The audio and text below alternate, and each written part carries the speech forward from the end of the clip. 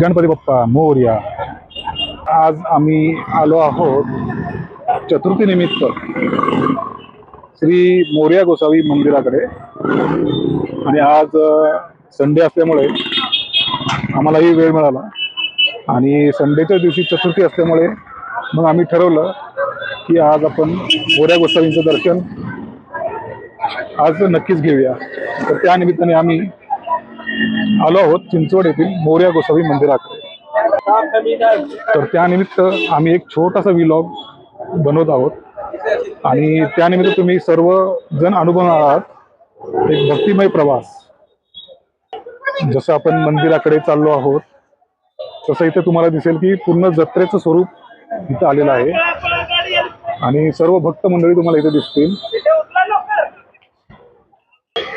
चतुर्थीमुळे इथे खूप उत्साह असतो आणि मी आज नाही येत तर लहानपणापासून मी या ठिकाणी येतो.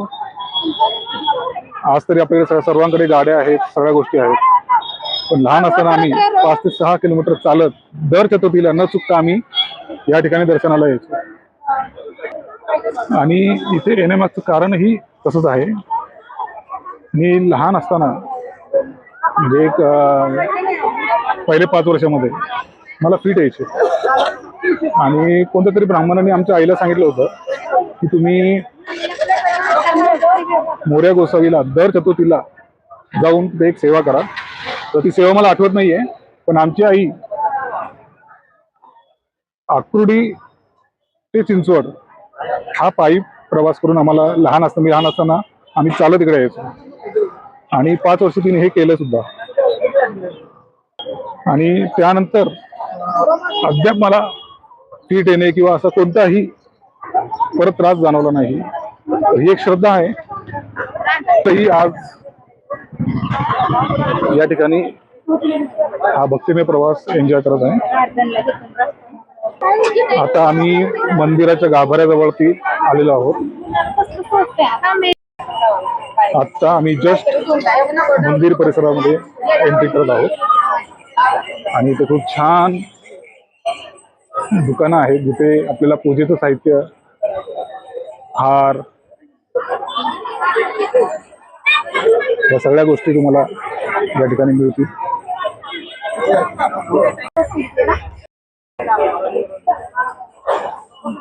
आता आम्ही घेतोय गणपती बाप्पासाठी पूजा साहित्य, हरळीची पाने, फुले, नारळ. तुम्ही पण इथे कधी आलात तर ही सेवा तुम्ही नक्की करा.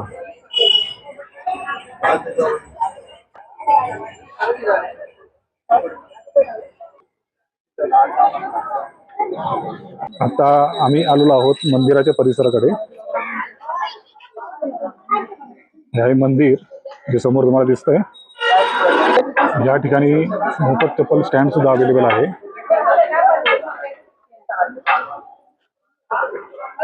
गणपती बाप्पा म्हणजे विद्येची देवता, त्याप्रमाणे इथे मंदिराच्या बाजूलाच सुंदर पुस्तकांचा स्टॉल लागलेला आहे. आता आम्ही आलो आहोत मंदिर परिसरामध्ये. म्हणजे खूपच भक्तांची मोठी लाईन लागलेली दिसते.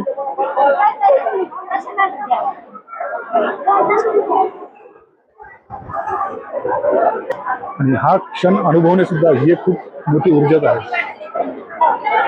आणि इथं जो आलेला व्यक्ती असतो तो काही ना काहीतरी त्याच्यामध्ये ऊर्जा असल्याशिवाय इथे येत नाही. आणि या ऊर्जेचा सुद्धा आपल्याला नक्कीच फायदा होतो. हे मंदिर म्हणजे फक्त गणपती मंदिर नाही, तर हे आहे मोरया गोसावी यांचे समाधी मंदिर.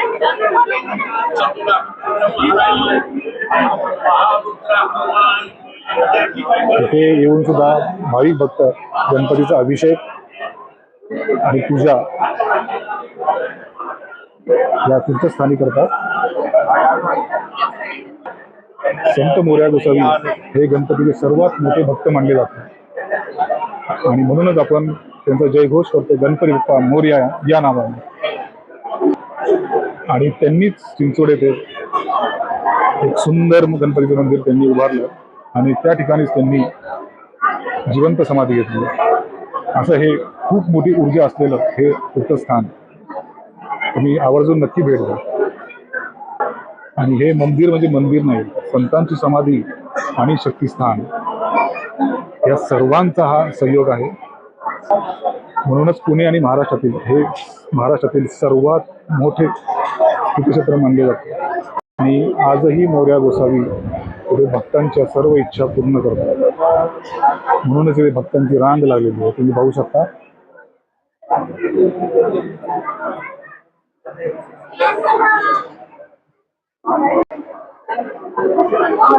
सुट्टीच्या दिवशी आम्ही शक्यतो कोणतेही रिसॉर्ट्स किंवा आउटिंग वगैरे आम्ही शक्यतो करत नाही. तर सुट्टी असेल आणि त्या दिवशी काही तिथी वगैरे असेल तर आम्ही शक्यतो देवदर्शनालाच प्राधान्य देतो. कारण अशा तीर्थस्थानी जेव्हा आम्ही भेट देतो त्यावेळेस तिथली जी ऊर्जा आहे ती ऊर्जा आम्हाला पुढचे काही दिवस आम्हाला खूप पॉझिटिव्ह ठेवते. आणि या पॉझिटिव्हिटीमधूनच खूप छान छान व्हिडिओ करण्यासाठी आम्हाला ऊर्जा मिळते. आणि ही ऊर्जा तुम्ही सुद्धा सगळेजण नक्कीच अनुभवत चला. गुरुमाऊली सुद्धा नेहमी सांगतात की तुम्ही तीर्थस्थानी जाऊन जे दर्शन घेतलेलं असतं आणि तिथली ऊर्जा ही हा एक वेगळाच अनुभव असतो. आणि तुम्ही ज्यावेळेस ह्या गोष्टी करतात त्यावेळेस तुम्हाला नक्की ते अनुभवास येतं. म्हणून गुरुमाऊली सुद्धा नेहमी सांगतात की तुम्ही कुलदेवी असो कुलदेवता असो यांचा मानसन्मान मूळ स्थानी जाऊनच करा. त्याचं मेन कारण हेच आहे की ऊर्जा पूर्ण ब्रह्मांड हे कंपनांनी बनलेलं आहे. तर हे पॉझिटिव्ह कंपना ही आपल्या घरी कशी येते त्याचं एक सायन्स म्हणजे तीर्थक्षेत्र.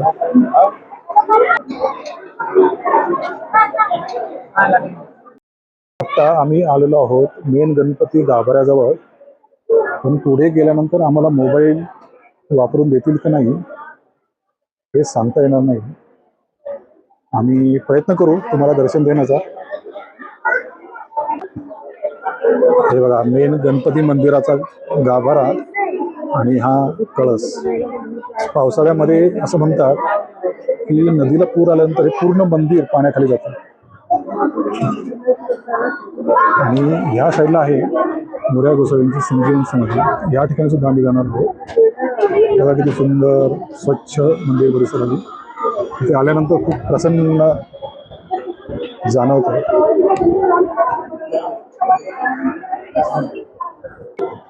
नारायणी लहान असताना आम्ही नेहमी या मंदिरामध्ये यायचो. मंदिरासमोरच इथे अभिषेक व देणगी देण्याची सोय आहे.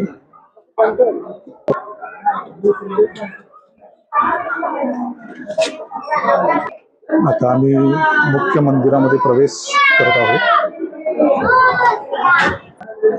आणि भक्त इथे गणपती बाप्पाचा मोठ्याने जयघोष करत आहे. गणपती बाप्पा मोरया.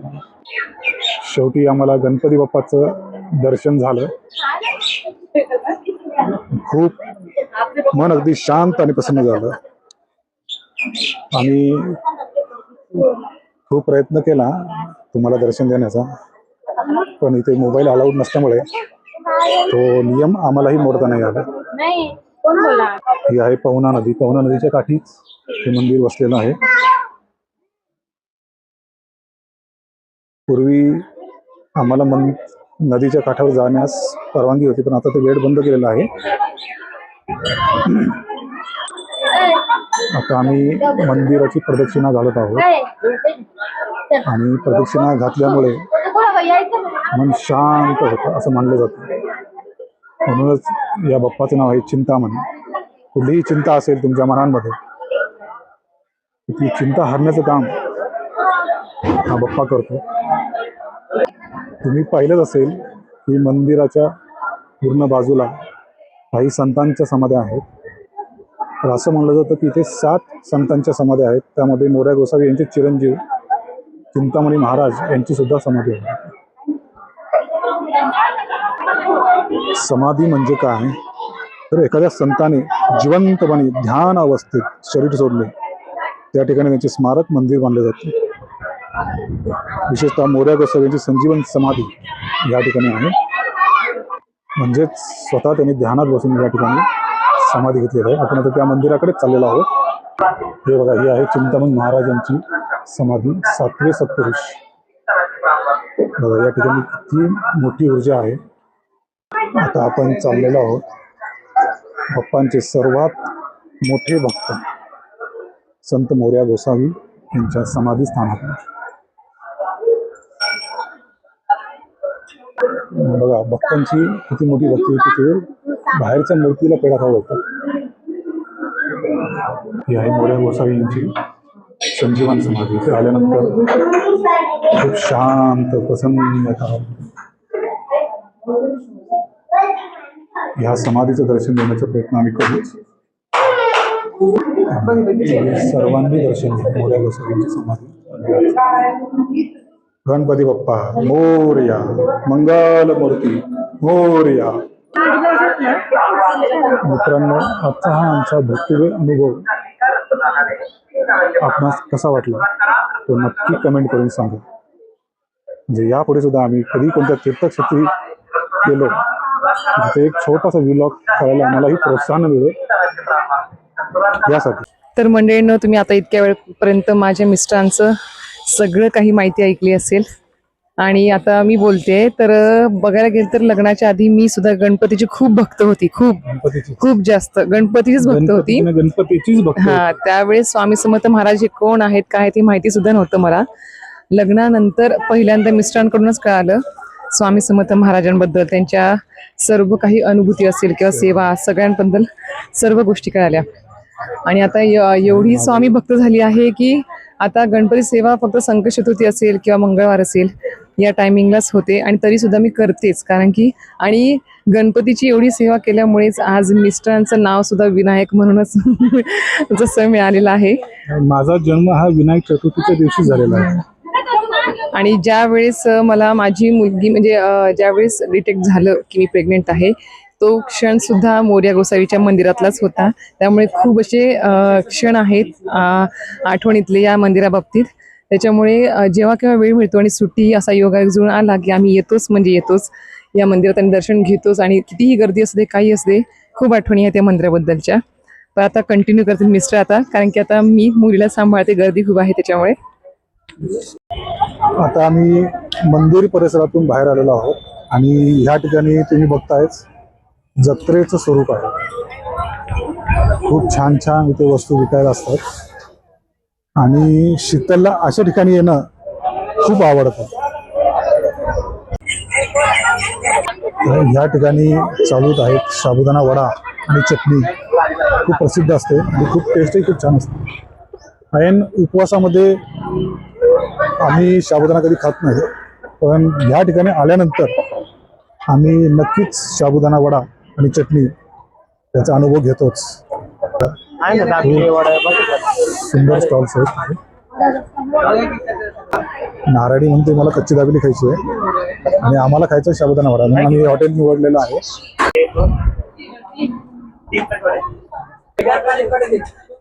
हे बघा आमची साबुदाणा वड्याची डिश आलेली आहे. आता आम्ही चिंचवडला आलोय म्हणून साबुदाणा खातोय, ना तर काही वेळी आम्ही साबुदाणा खिचडी आम्ही शक्यतो खात नाही. आता जस्ट आम्ही साबुदाणा वड्याचा आणि दही आणि चटणीचा आस्वाद घेतलेला आहे, कारण आता वेळ झालेली आहे 3:15 आणि चंद्रोदय आहे 9:42. आणि आज आहे आमचा उपवास, म्हणून आज आम्हाला साबुदाणा वडा खाण्याशिवाय पर्याय नव्हता. शक्यतो एरवी आम्ही कोणत्याही उपवासाला आम्ही साबुदाणा घरी आणतच नाही. आणि आपणास आम्ही विनंती करू की जर तुमच्याही घरी जर उपवासाच्या दिवशी जर तुम्ही साबुदाणा खात असाल तर ही गोष्ट तुम्ही आजपासून बंद करा. कधी बाहेर जर गेला तरी चीट डे म्हणून तुम्ही एखाद्या दिवशी साबुदाणा वडा हा खाऊ शकता, पण प्रत्येक उपवासाला जर तुम्ही साबुदाणा वडा खात असाल तर हे आरोग्यास उत्तम नाही आहे. शेवटी खूप फिरून शीतल या ठिकाणी थांबलेली आहे आणि इथे आहे पर्स आणि बॅगा. खूप सुंदर सुंदर बॅगा आहेत इथे, खास करून लेडीजसाठी. शेवटी शीतलनी ही एक छोटीशी बॅग घेतलेली आहे. आता आम्ही परतीच्या वाटेवर निघालो आहोत. जे कोणी भाविक भक्त या ठिकाणी राहत असतील ते तर नेहमी येतातच, पण जे लोक लांब राहतात त्यांनी सुद्धा नक्कीच या ठिकाणी भेट द्यावी. आणि कुणाला कोणत्याही प्रकारची चिंता असेल तर हा गणपती बाप्पा नक्कीच तुमची चिंता हरेल. ह्या उद्देशाने तरी तुम्ही या ठिकाणी येऊन गणपती बाप्पाचं दर्शन घ्या. गणपती बाप्पा नक्कीच तुमची मदत करेल. तर श्री स्वामी समर्थ. आणि हा व्लॉग तुम्हाला जर नक्की आवडला असेल तर कमेंट करायला विसरू नका. आणि अशाच प्रकारे नवनवीन तीर्थक्षेत्रांची ओळख आणि दर्शन आम्ही तुम्हाला अशा प्रकारे घडवू. तर नक्की कमेंट करा, व्हिडिओ लाईक करा आणि शेअर करायला नक्की विसरू नका. श्री स्वामी समर्थ.